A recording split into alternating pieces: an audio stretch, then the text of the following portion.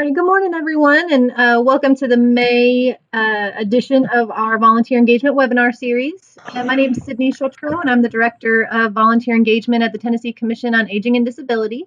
Thank you all so much for joining us today. I'm excited that we have with us Paul Falkowski, who is very well versed in volunteer engagement, who's going to be talking with us about volunteer training.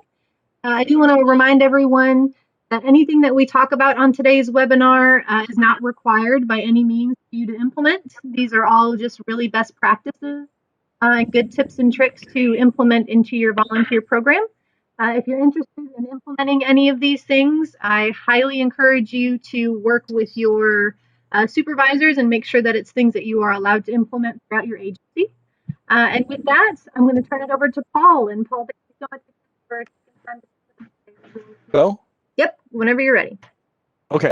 All right. You want to listen to it on mine? I got it. I can. Oh, okay. Somehow. Okay. I hear somebody chatting. All right. Okay. Let's try this again. All right. So what I was explaining was what I'd like you to do is this is going to be an interactive webinar. So what I'd like you to do is I'd like you to text Paul Falkowski. You'll notice there's no I there. It's just Paul Falkowski, 892 to 22333. And then wait a few seconds, and then you should get a little message that says you've joined Paul Falkowski's session.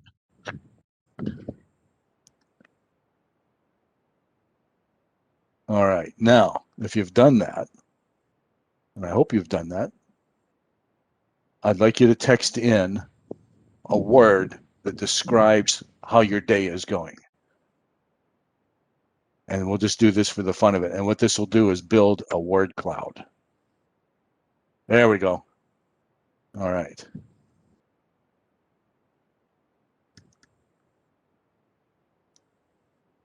Good. Awesome. All right. Exhausting. Ugh.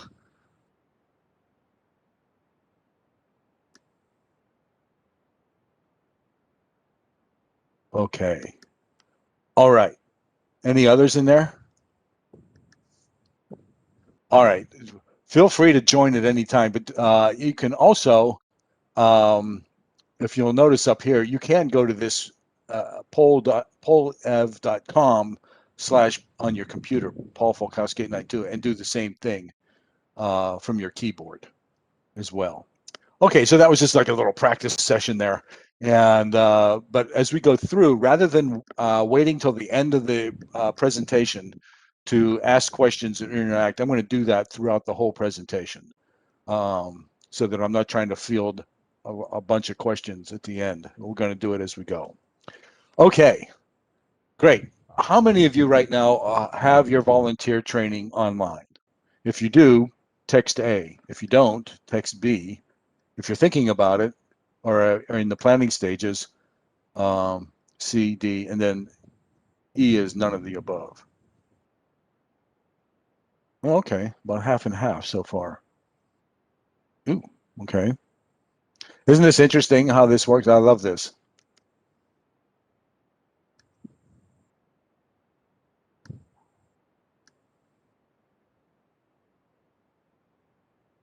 Okay, it looks like it's kind of evenly split. Okay, well, good. I hope I have something for everyone in this presentation today. And then in the next slide, would you mind telling me what platform, if your training is online, what platform are you using? Are you using Absorb or Thinkific or Udemy? There's only about 5,000 of them now. And so if you could, Absorb, yep, Zoom, okay. Couple of Absorbs, yep. Okay, Microsoft Teams, okay. WebEx, good. WebEx and Absorb look like they're big winners, okay. All right. WebEx, okay, WebEx, good. Teams, yep, Teams is a popular one. Okay, During, okay. Height, all right, COVID. All right, okay. Well, that gives me an idea of which ones you're using, and then I'll show you the one that I'm using as well. Okay, let's move on. All right, a little bit of history, and I'm only going to drag you through my 30 years of history. I'll definitely put you to sleep on that. Anyway, I was raised in a right and left brain family. My father was an electrical engineer, and my mother was a musician. And so I grew up and wound up with a degree in music instead of engineering. And just through a whole series of circumstances, I wound up going into a nursing home to play some music for folks, and the hooks were set. And I started doing it on my own. And within 4 years, I was playing in about 170 nursing homes in the Midwest, Nebraska and Iowa. I was sounding like the old circuit rider. You know, I was driving like about 35,000 miles a year, but I was never more than about 100 miles from home, if you know what I mean. Anyway, it was a great lesson. And then as I was meeting with the staff and talking with them, I would ask them, what do people really need here in the nursing home? And they would say they need one-on-one visits. In fact, I asked one activity director, I said, how many volunteers do you need? And she said 140. I said, oh my goodness. I said, how many people live here? And she goes, 140. And so it was a real eye opener for me that everybody needs somebody. So anyway, I got into this whole thing of recruiting and training people to go into nursing homes. And around the year 2010, um, I realized that a lot of the nursing homes didn't have the time or the capacity to really do what I thought would be a really thorough training. And so I built my own training program. I've had courses in instructional design and facilitating and teamwork and all that sort of thing. And so I put together training program. It's a 16-hour program. And then when the volunteer candidates finish the training program, they get a certificate, and then we would assign, like this whole group went to one nursing home. And so I had a really great rapport with the nursing homes in Omaha because I was sending them these really high quality people, and their goal was to develop relationships, particularly with people that were not getting visitors. And then this one other screen here, second from the left, we started a holiday concert. And the first one, we had about 10 people show up. And the last one we did in 2018, we had over 400 nursing home residents from 27 facilities and 100 volunteers. We had snow machines, Santa Claus arrived. I mean, it was crazy. But it was a great gateway event for us in recruiting, because then we made sure to collect everybody's phone number and email and then follow up with them later on. So really up to the whole training thing, up to my neck, to the point where I went back to school. I made the mistake of calling the Department of Gerontology at the University of Nebraska, and the chair at that time, Jim Thorson, said, you need to come here and get a certificate in gerontology. Well, that wound up 10 years later with a Ph.D. And I was up to my neck in this stuff at that time. So I'm actually have a study that I'm working on right now that I'm connecting volunteer activities and their efficacy to impact quality measures of nursing homes. So I do have a dissertation online. You can read it. It's great sleeping material, volunteer programming impact on nursing home care. And anyway, it's been actually cited now several times. So anyway, then right before the pandemic hit in November of or October of 2019, I released a book that goes into depth about the training that I'm doing in nursing homes, creating the volunteer force. And so it really is geared for people that are working in nursing homes, but there's a lot of practical insight for really any volunteer program. Anyway, I'm married to a wonderful woman, Mary Falkowski, and I've been with her now for 49 years as of April. And she is a service coordinator for a senior housing here in Philadelphia. I have 2 adult children and 2 grandchildren. And as you heard before, we live in Philadelphia. So that's it. That's as far as I'm going to go with that. And today, what we're going to do is I'm not going to so much talk about platforms, because there's all kinds of platforms right now. If you go online and look for online platform, Google will just send you about 6 million pages. So this isn't so much about what platform you're using. It's about the content and the experience that you're giving your volunteer trainees. And so we're going to explore some exciting ways to give them an experience that they won't forget. A lot of the emphasis is on content these days, and it really needs to. You need to really think about what's the experience, what's your volunteer trainee, what are they experiencing, and then uh, you know um, online training.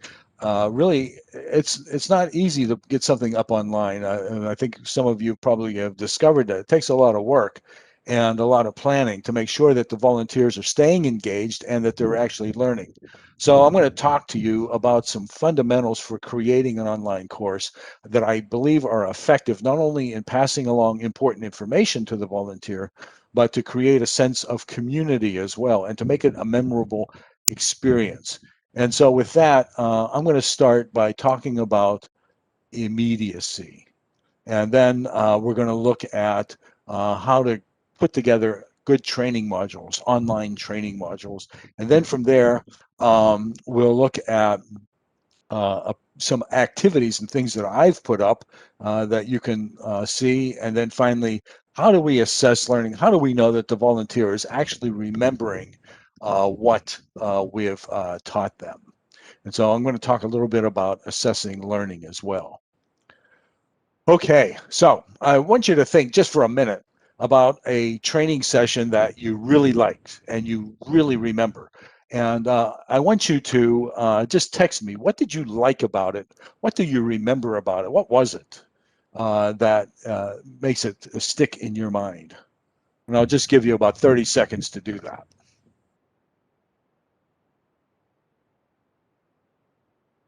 Creative. Yep.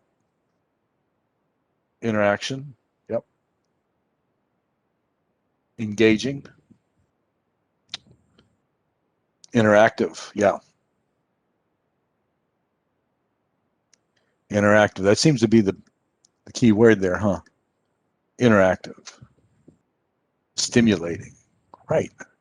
Getting people to think about things, right? Hands on, right? Here, let's do this together. But okay, great. Those are all some great, great ideas. Trying out new things, right? Great stories. Yes, exactly. Okay, let's move on. And I'm going to talk about immediacy. What is that? What am I talking about when he says immediacy? When you take instructional design courses, they talk about immediacy. What is that? It's the degree that the trainer is connecting with the trainee. It's creating this connectedness between you and the people you're training. It's created through physical gestures. If you could see me right now, I talk with my hands. I'm moving in and away from you. I'm smiling. I'm not frowning though, but I'm smiling. I'm leaning into you. I'm backing away. I'm moving around the room. My voice isn't too loud. It's not too soft. I'm not talking too fast. I seem to be relaxed. I don't seem to be tense. I seem to be sure of what I'm saying. All of these things are coming through body language. And I'm trying to be a little transparent, as far as humor and being available to people in and out of the training. Uh-oh. What do we got? Something happened. Yeah, somebody stole the ball from you. I'm going to give it back to you. My goodness, how many different kind Don't steal the ball from me. of... how many things are going to happen today? My goodness. All right. Sorry about Okay, that. that's all right. Let me see if I can get back to where I was. Okay. Oh, that's weird. Okay. All right. Are we seeing that? Yep, you're good to go. Okay. All right. So the idea is if I was in person right now, I'd be moving around the room. I'm talking to you. You're reading my body language. You're seeing we're making eye contact and all of these things. Well, how in the world does that happen online? How do you do that when you're teaching an online course? How do you know that I'm likable or maybe I'm not likable, right? How do the volunteer trainees, how do they give feedback and so how does all that happen? Well, the reason, first of all, that this is so important to talk about is because this goes to retaining information. When that trainee feels connected, when they feel like they're part of the process, they're going to remember more of what you're teaching them. They're going to sense that closeness, and they're going to have this sense that, hey, I'm not the only one sitting out here. I've had trainees tell me, like, it's really nice to know there's somebody on the other end of this training. I'm sitting here in my house, and I don't know if anybody's even connected with me. And so this whole idea of creating that business of team, we're in this together, is very, very important, especially if you're training adults. Because first of all, they're going to come to your training with their life experiences, and they're not going to blindly accept everything you say. They may say something to you like, well, that's not been my experience. And then you've got to deal with that. So how do you do that? So when you create this immediacy, your trainees are more likely to complete the training. And I don't know about your experience, but the general statistic is that the dropout rate for online training is very high. It's 40 to 80%. And I teach for universities as well, and we have the same issue. We've got to make the training engaging or we lose them. So, and of course, then on the flip side of the coin, you don't want to come off as sounding artificial or insincere. So but you do want your trainees to feel supported and connected. So this is fundamental to learning. So how do you do this online? Well, it takes, somebody said creative. It does. You have got to really do some creative thinking. And one of the great compliments that I get from my training is, this didn't even feel like an online course. And so that makes me feel good that I'm really getting connected with people. So before we get right into the meat of creating this immediacy, I do want to just reiterate, and I think most of you probably know this, and we've all sat through those presentations that are just endless, boring PowerPoints, people reading to us, and by the fifth slide you're sound asleep or daydreaming or you're gone, right? And I think we've all been through those. So we don't want to do that even in our online training. Instead, we want it to be engaging. We want it to be active. I think you used all those words. We're creating this sense of teamwork. We're asking questions. We're engaging them through all kinds of different methods, and I'll talk about some of those. And so it becomes this shared experience. Even though it's online, it's still a shared experience. So creating online immediacy then takes creative thinking and being responsive. And this is big, being responsive to people that you're training. So you just can't put the training up online, put it in autopilot, and then think that you're done. It really doesn't work that way. So first and foremost, you have to be available to your trainees. You've got to put your training up online. You can't put your training up online and just forget about it.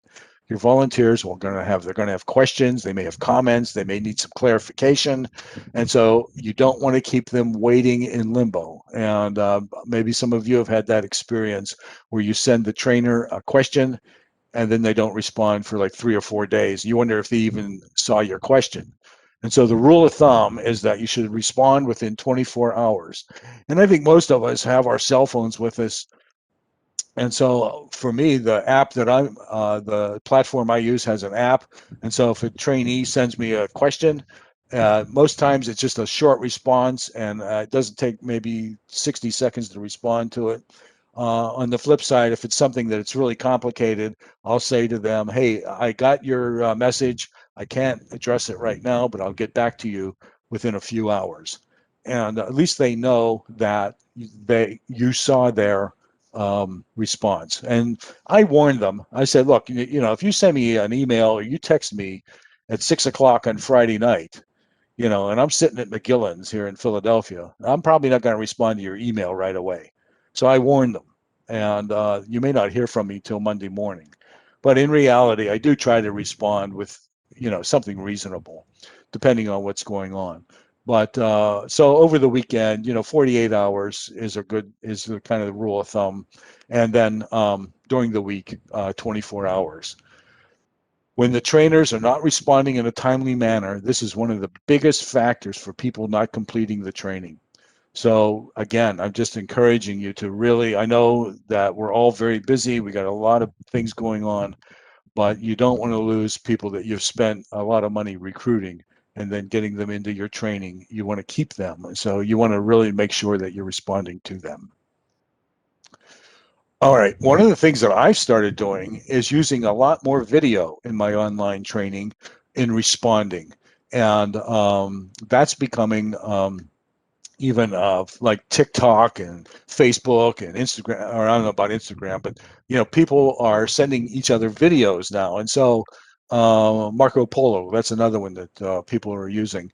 So instead of responding to the volunteer, like if they submit some work or something about maybe a quiz that they took, instead of responding in a written comment, my platform, and I'll bet your platform allows this as well, you just click on the little camera icon and I talk to them about their response. I talk to them about any number of things, and maybe I just put up something, just a general announcement. Maybe there's something they need to know. Maybe there's a holiday like Memorial Day is coming up, and so I'm not going to be available on Memorial Day. The idea is they don't have to be highly produced. These are just natural, comfortable, and relaxed. And again, it's just projecting that humanness to them. And you can use gestures again, when you're with them in front of the video. So I think most systems have easy ways to make those videos, and I might be able to show you that a little later. Anyway, and then I encourage my trainees to use video as well. And so it's a nice thing. And of course, Zoom has really helped with that as well. And so I have periodic Zoom meetings with my volunteers, and I'm sure you're probably doing that as well. Another great way to create this sense of closeness and teamwork is within my training platform, I give the volunteer trainee their own page, and they can post pictures about themselves. They can post videos. They talk about their pets and their families and where they went on vacation, and just anything that they would like to post. And again, it's just creating that sense of community. They're getting to know, hey, there's somebody else in this training program besides me, and so you're creating this online community. And then I have a page for myself and where I'm introducing myself as well. Then I probably I would hope that most of you do this. When you provide feedback to the trainee, use their name, and so when you're responding to something, I always use their first name. Diane, you did some really great work on this particular thing, or this is something maybe you need to think about, or so on. But just again, personalizing it, and again, using video instead of written comments as much as possible. Another way to create immediacy is if you're going to do narrated PowerPoints or video. One of the studies I did in my communications course several years ago, I was using Adobe Connect, and what I learned in that study is that two heads are better than one. And so when I'm doing my online presentations, not this one, of course, but I mean for the training, I'll have another person sitting with me, and we'll talk about the content, and I may ask the person with me questions. And what's happening is psychologically, it's pulling the people viewing that video into a conversation.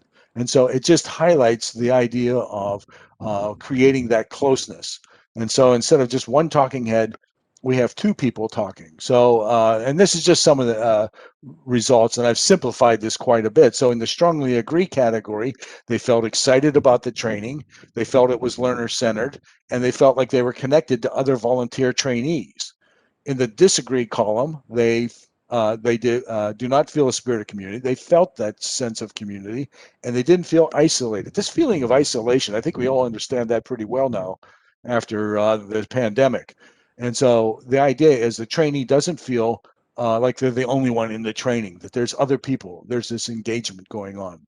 And then strongly disagree, there was not much interaction with the trainer.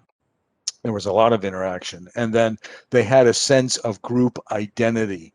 And then I guess I should be using my cursor there. And then I don't feel connected. They felt connected to the trainer. So that's very, very important. So anyway, that's just something that I learned and I try to do with my training now. I have two talking heads and maybe a veteran volunteer, someone that may be able to talk from the ground level. Okay.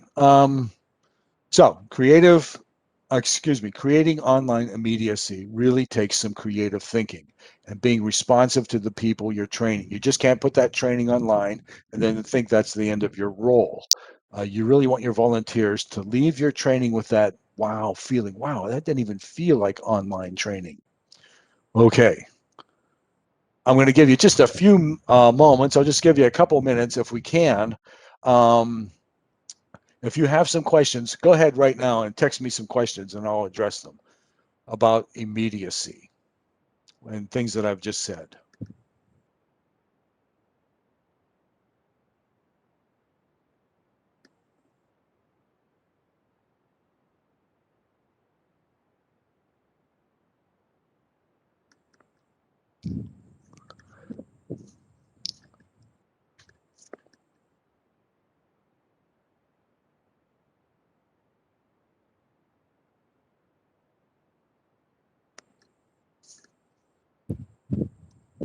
So everyone understands this for the most part then?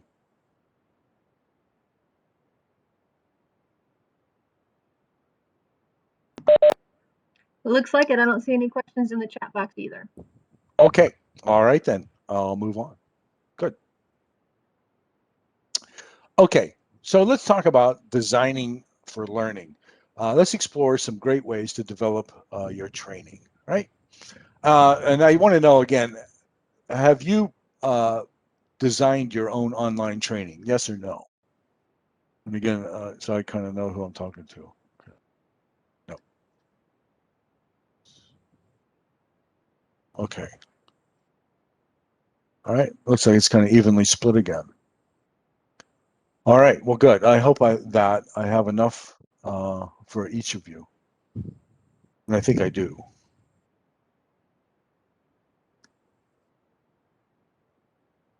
Okay. I'm going to say it's about evenly split. Okay. All right then. Let me move on then. And I'm going to talk about designing training. And I would, first of all, just you want to break this up into bite-sized pieces. And I have seen training programs that are like 90 minutes, 2 hours long, and it's straight through, no breaks. And, they cover everything from HIPAA to resident rights and you just can't do it that way. You've really got to, and we're doing this even at the university level. You're breaking everything up into chunks. And for in-person training, what I'm doing is 50-minute modules and then 10-minute breaks. And just giving people opportunity to get up, move around, get the blood circulating, and so on. But I try to do, and I'm doing the same kind of thing for my online training. And so I have modules. And now for the volunteers that I'm training, I want to really kind of cover a lot of ground because, again, they're going into the nursing home. They're going to be working with care staff. And so I really want them to understand how the nursing home operates, interpersonal skills, creating these relationships, and then also identifying negative and stereotypes and images. I think that's really important. A lot of misconceptions about older adults and the aging process out there. And so I want to cover that to make sure we have that covered and so on. And so I've developed topic areas, subject areas, meeting with staff, administrators, meeting with the DONs, directors of nursing, meeting with activity directors, life enrichment coordinators, and so on, and then compiling a list of topics, and then developing outline for each of those topics, starting with a purpose statement. Why am I developing this training? The purpose of this module is to give the volunteer a certain skill or a certain insight, and then listing my objectives for the module, right? At the end of this module, the volunteer will be able to identify negative stereotypes or discuss ways to create authentic relationships and so on and so on. And then create the outline for the material. So there's a lot of work that goes into it before I even start to design the module. And when it comes to the point of designing the module, then this is the map that I use. And this was developed by Dr. Karen Dwyer, communications expert at the university where I teach, and went through her course. And I've been using this now for about 10 years, and it's a great way to really create 50 minutes of not only just hearing information, but getting involved in it through a number of ways. And so we start the module just the way I did today, asking questions. And then we're having some small group discussions. You can even do role playing online. You can have a pop quiz, for example, something just to get them engaged in the topic and thinking about the topic. And then once you have them into it and thinking about it, then you present the information. And again, you want to aim for like 15 to 20 minutes max. And I really try to avoid PowerPoint as much as possible. And so even today, putting that together, just trying to make that as interesting as possible without just, flipping through slides and talking. So what I do is I use screen capture software, Camtasia. And there's others out there. There's Adobe Connect, and then Captivate, and there's others, and I'm sure you know of these. And I have a green screen, so I'm standing and I'm talking, and I have images coming into the picture, and so on and so on. So even in that information part, that second part, I'm engaging them and then stopping and asking them questions. And so they have to watch a certain period of the video, and then it stops and it asks a question. I ask them a question, and they can't continue or skip through the video until they answer a question. And I think that a lot of the platforms offer that. So that's the idea. You're keeping them engaged, and again, avoiding PowerPoints as much as possible. I even have like some example videos. I have them watch of maybe a short vignette and then respond to it. Then the next part of the module is practice. Okay, now that you know this, let's do something with it. Let's practice a new skill. Like for my module on reflective listening, I have the volunteers meet with a friend, and then they post a 5 to 10 minute video of them talking with their friend using reflective techniques. And they post that, and then I review it and comment on it, and so on. You can do case studies. Movement activities I haven't figured out yet. So if you have a movement activity, I'd be happy to hear about that. Getting people to stand up and go to the whiteboard and write ideas, or move around the room and do things. I guess I ask all of you to stand up right now and spin around and then sit back down, but I don't know if you would actually do that or not. Anyway, but the idea is that you're giving them an opportunity to exercise what they've just learned. And then finally, the last part of the module is assessing, making sure that they did get the right information. So quizzes are very common way to do it, very easy way to do it, but I'm going to make some comments about quizzes in a minute. And then reflection, having them maybe write a paragraph or two reflecting on what they just learned. What was the headline? What did you get out of this? What are you taking home from this? Or even a short essay question. And then we're demonstrating, as I mentioned before, the mastery of a certain skill. So what I'd like to do right now, if I can, and I think I can, is I'm going to show you just a bit of my training. And again, the idea is just to give you some ideas of things that I'm doing with my training. So this is my training, long-term care volunteer training, and I'm using Moodle. And the reason I'm using Moodle is because I'm a cheapskate. It's free. It's open source. It's got all the bells and whistles I need, and for my training. and it's got a lot of good support. It's a community-based platform, and so I've been using it for years. And they have all kinds of templates and designs and things like that you can incorporate. So anyway, this is volunteering in long-term care, and I'm going to switch to the student role so you can see that. All right, trainee. There we go. Okay, so again, this is pretty extensive training. Again, this is a specialized volunteer that we're recruiting and training. So they're going to be in the nursing home again, working with staff. So I really want them to understand how a nursing home operates, and then also being a team player, working with care staff, and then person-centered care. What does that mean? How does that involve you? What does it mean to create an authentic relationship? And basic communication skills, nonverbal communications, and of course the usual suspects: HIPAA, resident rights, and expectations of the volunteer. And then they take an exam. They have to get an 80%. And then when they complete the exam, they can download a certificate. And you'll notice this restricted. They cannot skip through this. They have to complete the training one module at a time. And so, or not one module, yeah, one module at a time. And so you can see all the things over here. And then I've got badges here. I use these as a way to motivate them as well. In addition to being with them all the time, they earn a badge for every module or so that they complete. And then here at the top, you'll see I'm able to communicate with them and back and forth. And all of this is available to me in an app as well. So I can do this on the fly.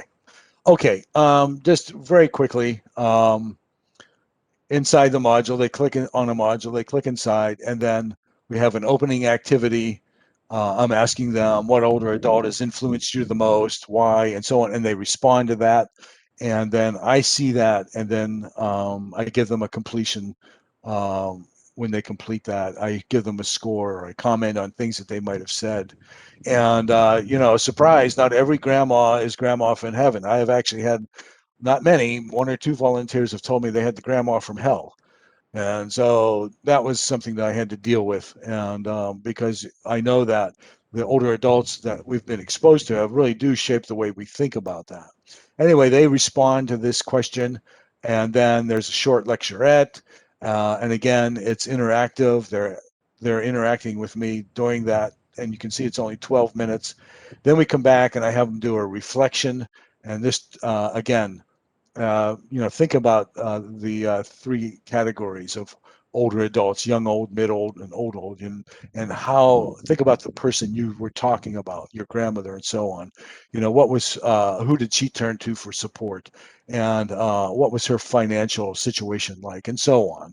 And then finally, it ends with a quiz, your typical multiple choice quiz. And then for aging and stereotypes, just to show you, I mix it up a little bit. This starts with Palomore's famous quiz on aging. And even though it's older, it's still very relevant. So they take this quiz and they get a low score or a medium score, or maybe if they've had some experience. But there's 12 major myths and stereotypes that we believe. And so this quiz helps identify the ones that they may believe, and then we address it. And this lecture is a little longer. It's about 23 minutes, so I warned them, this is a little longer. Pour a cup of coffee or a cup of tea and get ready to watch a video and take some notes here. And then for this one, I have them go and collect ideas from the internet, television, and then post them. And I'll just show you briefly again what they're doing here. They can just add their submission, and I think all of us have probably seen these boxes where you can fill in things. They can post pictures. They can even post videos of themselves if they want to right here. They can link to outside sources if they want, and then they put all these the content in, then they save it and they submit it, and then I can see it, and then I can comment on it. And so again, just giving them an opportunity to expand on what they've just learned. For basic communications, they watch a short video on reflective listening techniques, and they have a case study here, and then they produce an 8-minute video a 5 to 10-minute video talking with a friend and demonstrating reflective listening. And again, this is important for their particular role as a companion volunteer. And then they can just post this here. And again, I think we've all gotten used to that, right? They can just post it to the web, and then I see it and comment on it as well. And then for nonverbal communications, I found something online here called emotional intelligence test, and so I have them take this and they go through this. And again, it's just a way for me to learn about their sense of empathy and can they, reading facial expressions, particularly, if they're working in a memory unit, and interpreting body movements and language and so on. So they go through this, they complete that, and then they come back and they report on how well they did and maybe some things that they could do differently next time. And then they see a short lecturette on nonverbal communications. And then HIPAA, I do a whole series of scenarios and ask them, is this a HIPAA violation? Have the residents' rights been violated? And then things like for the volunteer, dress, how, you don't want to wear a t-shirt that's going to cause people, to be upset, some kind of, message on the t-shirt that might be upsetting, or logging your hours or documenting your visit. They have to document their visits. Talking about their responsibilities and so on. So anyway, they're going through a whole series of things, and through this whole thing, then I, as the instructor in this, and I'm sure your platform does the same thing, I can watch their progress. I can see how they're doing. If I see that they haven't responded for a few days or something, I get in contact with them and find out how they're doing. Okay, so that's my training program. And if you want to see more of that in depth, let me know. There's no obligation or anything. I'm happy to share whatever I know with you and any ideas that you might have. Okay, so I'm going to stop here again. I'm going to give you an opportunity. Are there any questions?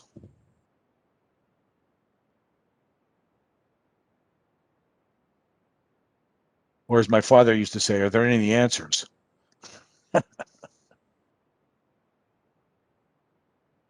I try to give them anywhere from 4 to 5 hours to complete a module, as long as they're working ahead. And some of my volunteers, they're working full-time jobs, and of course the pandemic could put the kibosh on a lot of this, so I'm pretty lenient with that. What I do watch for is when they stop for a few days, and then I get a hold of them to find out what's going on. And I actually had a CNA, if you can believe it, going through this, and she was working insane hours. So I just, I kind of threw out the expectation altogether. As far as modules availability to just anybody, no. They have to create an account, and I do charge a minimal amount of money, $49 for this. And the reason I'm doing that is not because I'm trying to get rich off the training. It's because I want to make sure that they have some skin in the game. And so I've done that for years, and the volunteers that I'm looking for do that. Yes, when we talk about aging, that very first module, I do talk about cultural differences. I talk about, for example, I had a volunteer from India, and we were talking about older adults in America not really having a role. And she said to me, she goes, we don't have that problem. We expect our older adults to be our mentors and counselors and so on. Do you have any other examples of how to make your lectures interactive? Right now, what I'm doing is I'm doing the lecturettes, and then I'm embedding questions into that. They, like, for example, I make a statement about memory loss is not a normal part of aging. Do you believe that? And then they have to answer yes or no. Just a simple thing like that. Or why do you think I would say that? And so um, uh, that's about as far as I've got, is making the lectures interactive. And again, trying to stay away from PowerPoint as much as possible. So I'm using Camtasia to and screen capture as well, and using videos, things like that. We give our volunteers 30 days to complete all of their modules before moving sticks. Do you think this is okay? Well, I don't know. I guess it depends on what you're training them. To me, 30 days sounds like a long time. But maybe depending on what the training is, like if you're training ombudsmen, I know, for example, or hospice volunteers go through some pretty extensive training. So maybe it needs to be that long. And again, the pandemic kind of threw everything up in the air. So as long as I think you're communicating with them and they show that they're making progress, I think that's what's key. Are all of your trainings asynchronous? Thank you for asking that. I forgot to mention, I have started incorporating periodic Zoom meetings. And they're not required, but it just gives an opportunity for the trainees to get together with me on a Tuesday night or a Wednesday afternoon. And so I put out a spreadsheet, and then I say, here are some times, or Doodle. I've used Doodle, and schedule. But for the most part, yes, my trainings are asynchronous. Any other questions? And again, if you think of things later on, feel free to email me. I'm happy to respond to those. I don't see any other questions in the chat box either. Okay. All right. So this brings me to the last objective, and I think we're doing okay on time. Yeah, it's just coming up on noon here, so in the eastern part of the world. So, okay. Talking about learning, how do we know if your volunteers are going to actually remember what you've taught them? And so we're going to talk about retention now. And one other thing that I want to mention at this point. You know, we talk about retaining volunteers. How do we retain our volunteers? How do we keep the back door from becoming a revolving door? Your training and the effort that you put into your training goes a very long way to keeping your volunteers engaged and staying with you. And so that's why I put such an emphasis on training. To me, your training becomes not only a great recruiting tool, because people go back to their communities, their churches, their schools, their workplace, and they talk about, man, I'm going through a really great training program right now. You need to come and be a part of this. And so it becomes a great recruiting tool. And then my research and the research of other people in the world of volunteerism, volunteers want to do something meaningful, and they want to learn new things, and they want to keep learning so that it doesn't end. And so I haven't mentioned that, but you really need to offer ongoing training as well. But how do we know that they've actually learned something? Okay, so I've become a little skittish on multiple choice quizzes, and I know that they're easy to do because they're automated and the volunteers expect them, and you get the results right away, and they're easy to measure, or easy to see if they've learned some things, but how much of it was guessing and how much of it was learning. And so I'm starting to pull away from I still use them in my training, but I'm using more and more open-ended questions now. So the real answer about multiple choice is it all depends. And so it really depends on what it is that you want them to remember. again, they're easy to administer. And I know that if you're like me, you've got a schedule that just never ends. And so time is really important.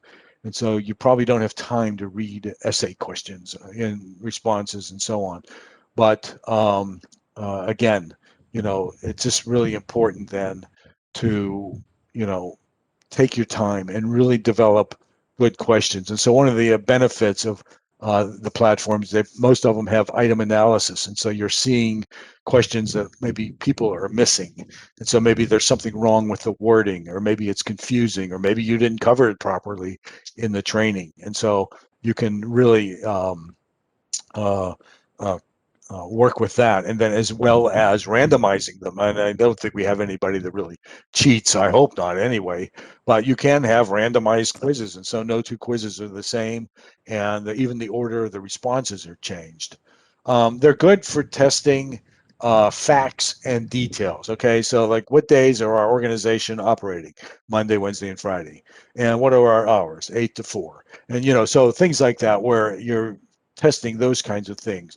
But what if you want to know, here's a scenario, what would you do in this scenario? Well, a multiple choice question might be kind of difficult. And so, again, uh, you know, again, how much of it are they guessing? Hopefully, they're not cheating on it. And then for people that have test anxiety, multiple choice just only exasperates that. And then, really, in real life, how often does somebody offer you a multiple choice test on the job? And so, the same with our volunteers. And again, I'm thinking a lot about the volunteers that I train going into nursing homes. They have to think on their feet. And here's a situation. What will you do in this situation?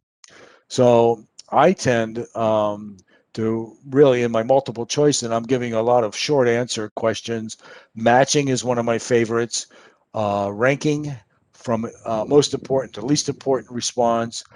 Using images, for example, reading facial expressions or body movements, and then getting them to respond to that. So again, really just trying to move away from true, false, and giving them like 4 choices or 3 choices. Um, and I've mentioned before, I'm doing more with essay questions. Yes, they're harder to grade because you have to read them and respond to them. But you really, if you're, again, if you're looking for depth of knowledge, this is the best way, in my opinion, to get that. Discussion boards are really a kind of a neat thing that I'm using more of. And I'll post the question and I let the trainees respond to the question and to respond to each other. And again, it creates that interaction among the trainees and that sense of community as well. And then finally, I'm experimenting with group projects where 3 or 4 volunteers are working on a particular project. And it has, the upshot is it's creating community, but of course you bump into maybe somebody that's not participating as well. And so you've got to kind of deal with, encouraging everyone to be part of the team. But again, it's just the idea of trying to create community, tackling a problem together, tackling a scenario together. So that's some of the things that I'm using more and more of. And I'm getting some pretty good responses as well. So anyway, ask yourself, what do my volunteers need to know? And how am I going to know that they know what I need them to know? And so, and again, this isn't just about them learning. It also goes to liability, heaven forbid, and it's never happened to me, but you could wind up with some sort of a lawsuit because a volunteer did some thing that was inappropriate or harmful, or who knows what, and you can come back um, to your training program, and because it's online, it's documented, and so you want to make sure that uh, whatever content you're presenting to them, that it's really going in, that they're really getting it. So to wrap this up then, first and foremost, you need to be present to your volunteers, especially those that are going through your online training. And it really does take some time. Immediacy. You've really got to create that connectivity. Just say that with me, immediacy, because that is really what's going to determine any number of things, how well they learn, whether they stick with your training program, and so on.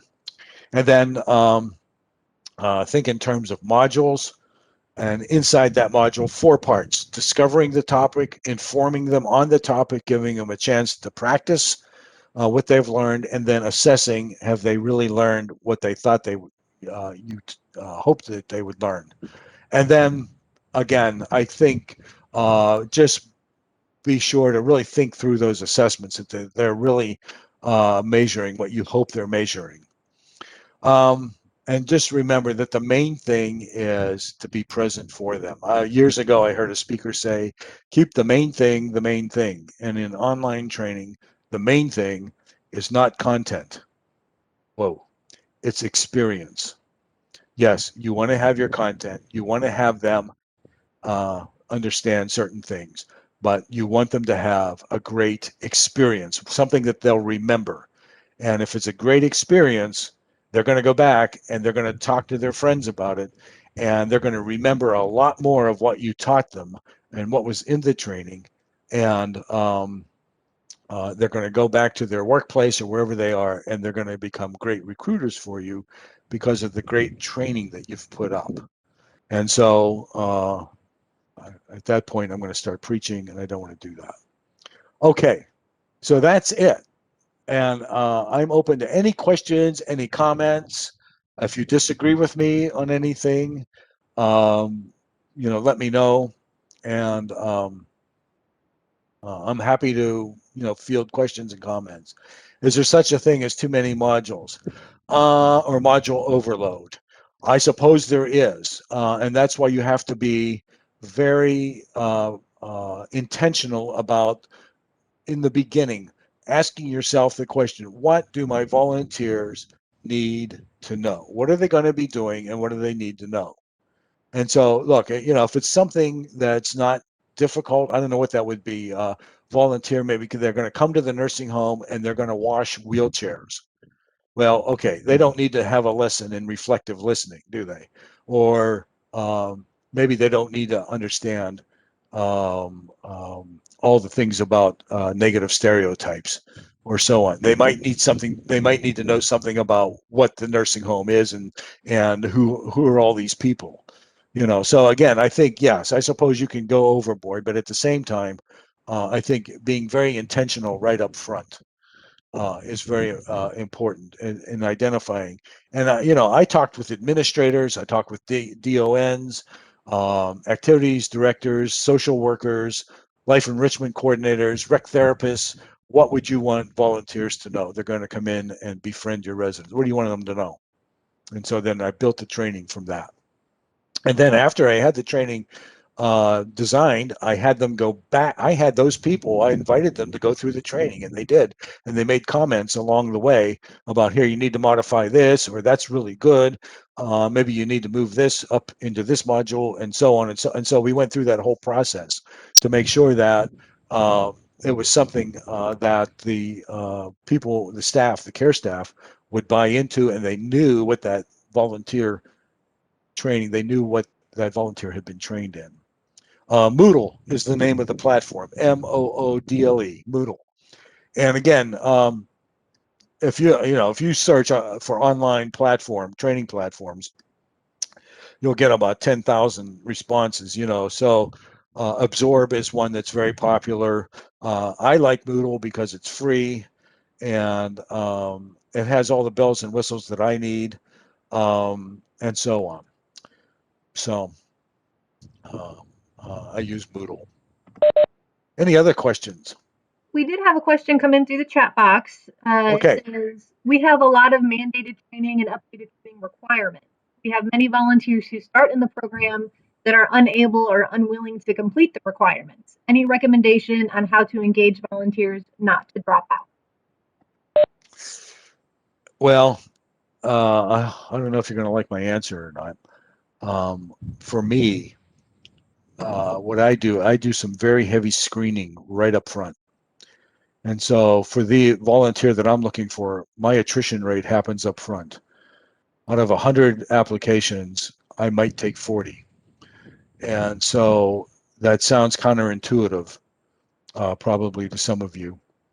But I'm looking for someone that's highly committed, that's not that's not afraid. And I talk to them in the interview process. I tell them, I said, this is the training that I'm going to want you to go through. Do you think you can do this?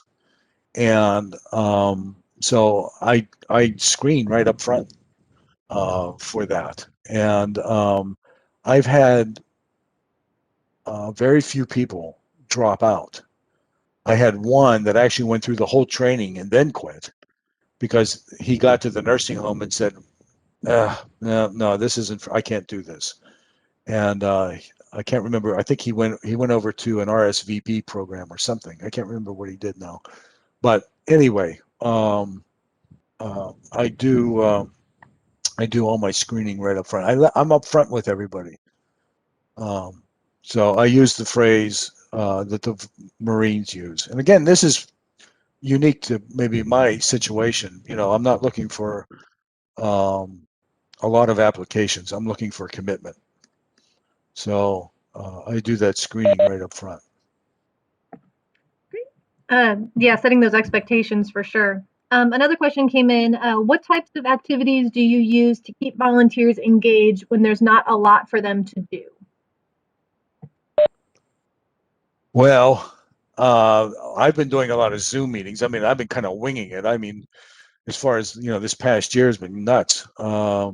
Once I turn the volunteers over to the nursing home, they belong to the nursing home. So I'm not managing at that point. So that's what I'm doing right now. In years past, I was managing them.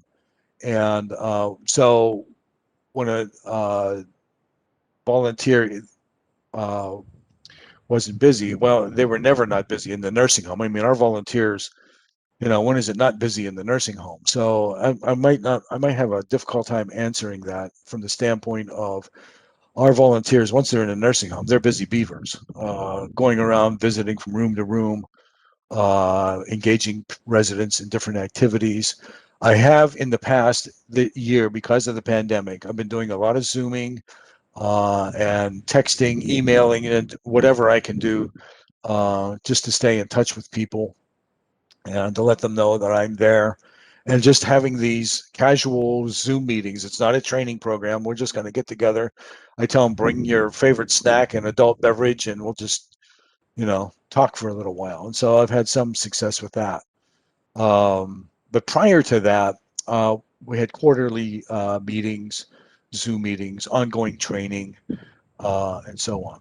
So that maybe I would bring in a guest speaker, for example, maybe somebody from hospice to come in. I have a really good friend, and he came in and talked about the hospice program. I have had guest speakers from the ombudsman program come in and talk. And I've actually had volunteers go on from being a nursing home volunteer. They went on to become an ombudsman volunteer, a hospice volunteer as well. So that's, to me, I think one of the real tough nuts right now is, with the nursing homes closed, everybody's just sort of on standby. So I'm working with the National Association of Activity Directors right now, just suggesting all kinds of ways to try to reinstitute their volunteer programs and so on. So I don't know if I answered your question, but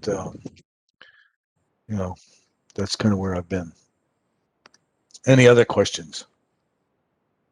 Anything that I said that you disagree with? I mean, I got big shoulders, so I'm not pretending to be Mr. Know-it-all here. I want to there's a lot going on with online training, and it changes almost as fast as the calendar is. There's nothing you said that I disagree with, that's for sure. I agree with just about everything that you said, for sure. Nothing really stands out. There was a question that came up on your screen about specific questions you include in your screening process. Oh, I'm sorry, you broke up. I didn't hear. On your screen, there was a question asking for if there's any specific questions you like to include in your screening. Oh, well, the way I do it, it's pretty tough, to be honest with you. They fill out an application, and I send them back an email saying, here is a form letter, a reference letter, and select 3 people to give this to. Only one can be a relative, and then send those back to me. and then I don't chase them. The only time I might chase them on that is if I got 2 out of 3, then I might send a little reminder, hey, one of the people hasn't sent it in. But if I don't hear back from them, I don't email them anymore. So I don't chase people through the screening process. When they get the 3 letters of reference, then I invite them in for an interview. We do a 90-minute interview, and I talk to them about their past experiences. I talk to them about what their motivations are. Why do you think you would want to do this? What experiences have you had in the past with nursing homes or with older adults? And learn from them. And what I'm doing is I'm watching their body language. I'm watching how conversive they are. Again, these are supposed to be volunteers that are going to go into the nursing home, develop relationships. So if I'm just getting yes, no, yes kind of answers, then that could be problematic. And then I ask them off the wall questions. So what do you want to be when you grow up? And it kind of freaks them out. But the idea is that I want to see how well they can think on their feet. And or if you could be anywhere else in the world right now, where would you be? And why? And so again, just asking them little crazy questions like that, and then describing the training to them, saying, okay, the training is in person, it's 2 days long, but online it's 9 modules. Do you think you can do that? And then get a commitment from them, and then I tell them that they have to pay for it. It's $49. And I tell you, the people that get up to that point, I don't think I've ever had anyone ever say, nope, can't do that. Because by that point, they're in. There's these are people that are highly committed. And so again, I'm not trying to get rich off the training. No way, that's not going to happen. But I want them to have some skin in the game. And so that's why I charged that amount of money. I think I had one college student that I paid for it because she was really sharp, but she didn't have the money to do it. And I said, we had a scholarship for her. But my first volunteer that went through this training was an Air Force pilot. She drove refuel tankers. So if you can imagine that. And from there, I've had all kinds of interesting people come through the training and so on. But again, they're people that are highly committed. They're probably somewhat successful already in their career, and they're looking to give back to their communities in a meaningful way.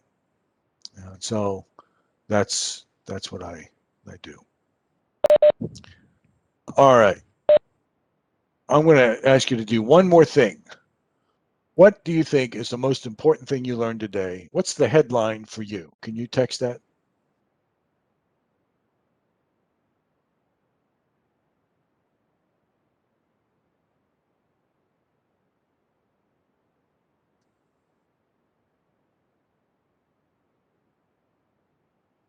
Did they all leave, Sydney? No, I'm texting and it's taking me a little longer to text than normal. Yeah. Engagement and commitment. Okay. Right. Commitment. I'm sorry. That's a big word. I'd rather have 10 volunteers that know why they're there than 100 that aren't sure.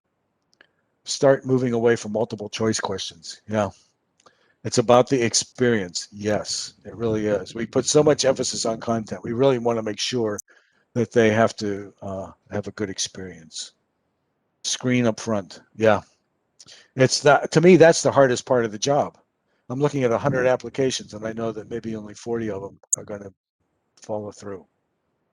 More active interactive presentations. Yeah. And there's some really good software out there for doing that as well. I'm not a real big fan of what's the one? My memory just went blank. Never mind. I can't remember the one. There's one that moves around. It moves around too much. I get seasick when I'm watching it. But so you don't want to have too much movement. But loading questions into the thing. Yeah, go beyond PowerPoint. There, I saw that up in the corner there. Yeah. And again, it's not sinful. Just don't load your don't load your slides up with text. I hate that. It's like somebody reading a book to you. Ugh, don't like that at all. Yeah, break everything into chunks. Absolutely. Chunk, chunk, chunk. 15, 20 minutes most for an activity. One of the most fun activities I'll never forget, I think we have time for me to tell this little story. I went to I was at a national conference. So there's, about 400 or 500 people in the main ballroom. And one of the afternoon breakouts was stress management. It was great and a great presentation. And at the end of the presentation, the closing activity was the wait staff coming out and putting these giant bowls of marshmallows in the center of all of our tables. And it wasn't the little teeny ones. It was the regular size marshmallows. And so there's like 10 people at a table. I think there were 400 or 500 people in the room. And the presenter said, okay, now what I'd like you to do is grab a handful of marshmallows and throw them at the people beside you. And I'm telling you, for the next 5 minutes, there were hundreds, if not thousands, of marshmallows flying from one end of the conference room to the other. It was the most insane thing that I've ever been involved in. But it was a great stress reliever. Everybody was laughing. We were having a great time. And so that's the craziest closing activity I've ever been in. And but you remember that. You remember what happened that day. And of course, then we had to spend the next 20 minutes picking up all the marshmallows. Anyway, any other questions? Any other comments? Thank you very much, Sydney, for inviting me. I hope this was informative for everyone. And again, don't hesitate to email me. That's the best way to get a hold of me. Send me an email. Tell me you were in the session and you have some questions or some comments, ideas. I'll even help you, if you're working on a module, give you some ideas that I might have on how to design it. Wonderful. Thank you, Paul, so much. We really appreciate it. Would you be willing to send me this PowerPoint slide deck that I can send to everyone in a follow-up? Yeah, sure. Do you want the actual PowerPoint or handouts, or how do you want that? Probably, however it's easiest for you. If you want to send me the PowerPoint, I can put it in like a PDF and I can send it out to everyone.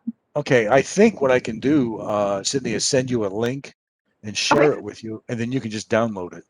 Perfect. Great. Good. So I'm going to give everyone one last chance to ask questions. I'm actually going to stop the recording, so in case anyone wants to ask a question but doesn't want it to be recorded. Just a quick reminder, our next webinar is going to be Thursday, June 17th. You guys are going to be back to talking with me.